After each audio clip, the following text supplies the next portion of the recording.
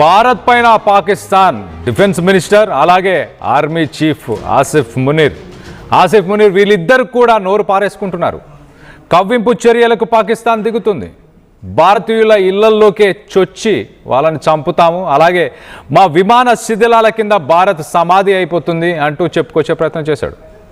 ఒక యుద్ధం ఇంకా సరిహద్దుల దాకా లేదు, సరిహద్దులు దాటి మరి ఇటు కోల్కతా దాకా కూడా వస్తామంటూ ఇటు పాకిస్తాన్ డిఫెన్స్ మినిస్టర్ కొన్ని సెన్సేషనల్ కామెంట్స్ చేశాడు. అసలు ఇవన్నీ ఎందుకు చేస్తున్నాడు, ఏం జరగబోతుంది అనేది డీటెయిల్డ్గా మాట్లాడుకునే ప్రయత్నం చేద్దాం. మొదటగా ఇటు పాకిస్తాన్ డిఫెన్స్ మినిస్టర్ ఏం మాట్లాడాడో ఒక్కసారి వినే ప్రయత్నం చేద్దాం. मैं भारत के मुतल्लिक तो मैं यही कहूँगा, लेकिन इंशाल्लाह अगर उन्होंने दोबारा कोशिश की तो पहले से भी ज्यादा जिल्लत उठाएंगे. जो पिछले साल जो कुछ हुआ उससे कहीं ज्यादा जिल्लत उठाएंगे.